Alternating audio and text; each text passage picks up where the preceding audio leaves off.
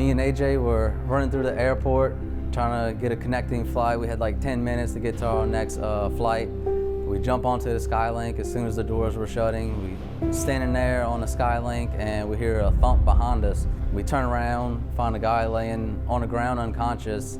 Seeing that firsthand, I've been in the Coast Guard 9 years and never seen that actually happen in front of me. So we get down next to him and then trying to figure out what's going on, how we can help him.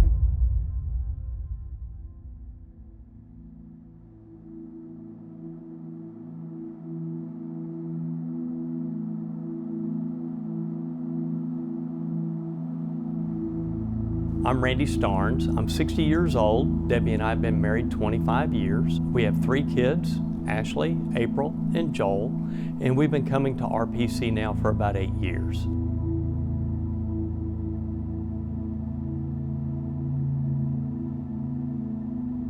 I'm an industrial salesman. I travel extensively all across the United States.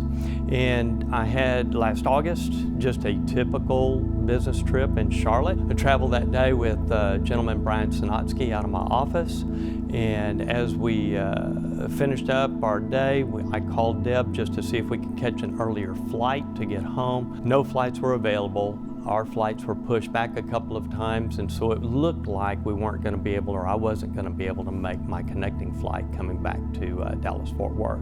Got up to the train platform, the train shows up, I get on the tram, and everything is great. I reach in my pocket, I texted Debbie to let her know I've got 20 minutes to be able to make my flight. I'm already on the train. I'm going to casually be able to walk onto the plane, no big deal. I remember sticking my phone back into my pocket and grabbing the rail as we were approaching the terminal, and lights out.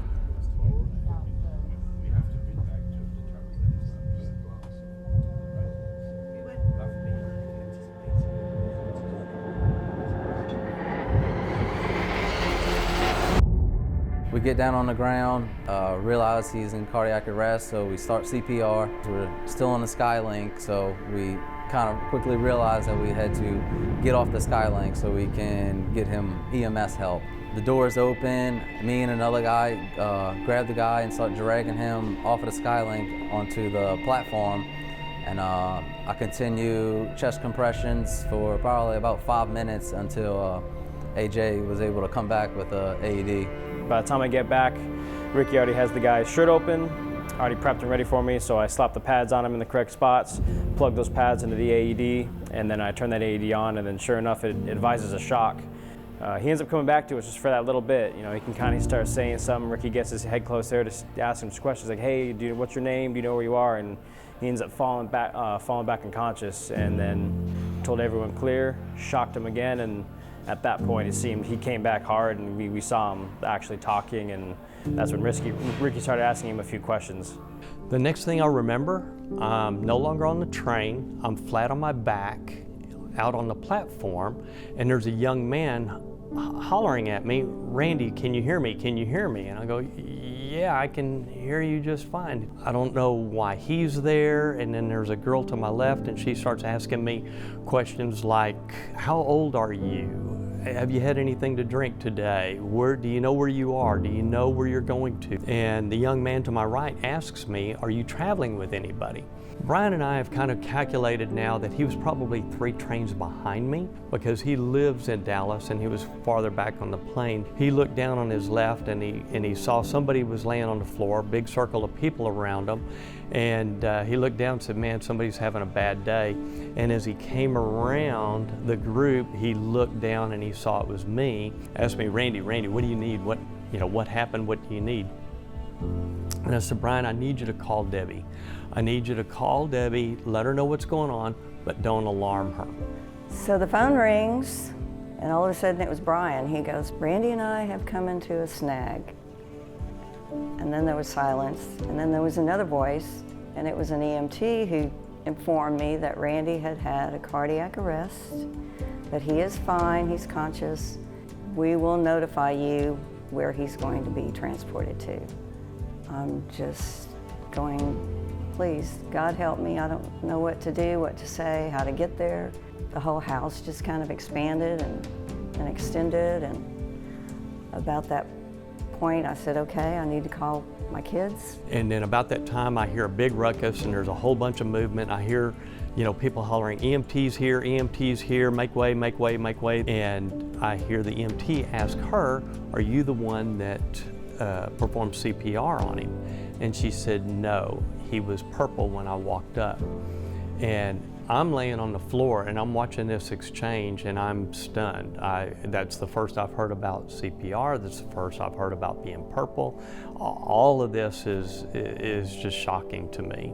We get in the ambulance and I just looked at her and I said, look, I can do a whole lot with my hands, but I can't do what y'all can do. Thank you so much for everything you're doing for me. I'm really grateful for all you're doing for me. And the senior EMT, he kind of slides down on my left into my line of vision, and he tells me, sir, we're not the ones saving your life here. The people who saved your life are up there on that train platform. For us, you're simply a transport. We were already too late. Honestly, we would have just taken you to the morgue. But he explains, but God's got big plans for you because it's extremely rare at 10 o'clock at night with 17 or 18 passengers on a train that you would have two people that know how to perform CPR or to be able to defibrillate you. And about that time I looked at him, I was stunned, and I said, they defibrillated, they shocked me? And he said, yes sir, they shocked you twice. Charge nurse for the 6th floor comes in. His name was Philip. He introduces himself and he asked me, what are you doing on my floor? And I said, well, all the hotels were booked when I flew into Dallas tonight and your lights were on, so I thought I'd stop by here and see what kind of service you guys would provide. And he asked me if I understood what was going on, and I explained, no, I have no idea what's going on. I don't understand any of this. He said, tomorrow morning they're going to come in, they're going to take you out for a heart cath. They're going to determine what it was that actually caused the event that you experienced tonight. They'll probably give you a couple of stents and then send you home tomorrow afternoon, and you and I will never see each other again. And so I went under, and as I came to, I was back in my room. And about that time, Debbie and the cardiologist come into the room, and he explains that my blockage is so severe. I've got 90% blockage, that there was nothing that they could do with stents, and that I was a candidate for heart surgery. By that time, Ashley, April, Joel, April, and her husband were there. My mom was there. My brothers, my sister, everybody was there, and it was great. I mean, my whole family had come to Dallas-Fort Worth to share this experience with me. We expected to have a triple bypass. Surgery took about 4 or 5 hours. The nurse called us every hour, and she said 3 bypasses, and she said, we're working on a 4th one. And then about an hour later, she called back again and said he's had 5 bypasses and he's doing fine. Since then, it has been it's been a journey. I feel fine. My energy level is back. I'm building my strength back. Everything is fine, but I haven't missed a sunrise. I haven't missed a sunset. I'm grateful for everything that I have ahead of me. After EMS got there and took over, me and AJ was able to kind of step back and look up, and we seen they probably had 20 or a little bit over 20 people standing around, and oh, I'm sorry. They started clapping and congratulating us. And that's when it kind of hit us that we just saved the guy's life, and he wouldn't be here if it wasn't because of what we did. Since August,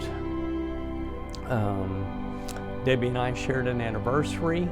I have a birthday coming up, Thanksgiving, Christmas. We just learned that we have a new grandson coming. So many things that I'm going to be here now for, that I would have missed had it not been for the Coast Guardsmen, for the surgeon, for everyone that was there for me that night. This Thanksgiving, I am so grateful and just that God put in place first, not changing over the flight. Second, those 2 Coast Guardsmen that just went into action so quickly and so professionally.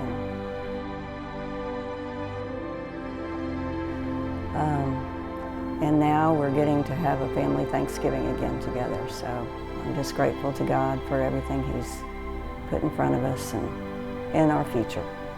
If you don't believe that there's a God that knows your needs before you do, listen to my story. If you don't believe that Jesus walks with us each and every day, listen to my story. Listen to what happened to me.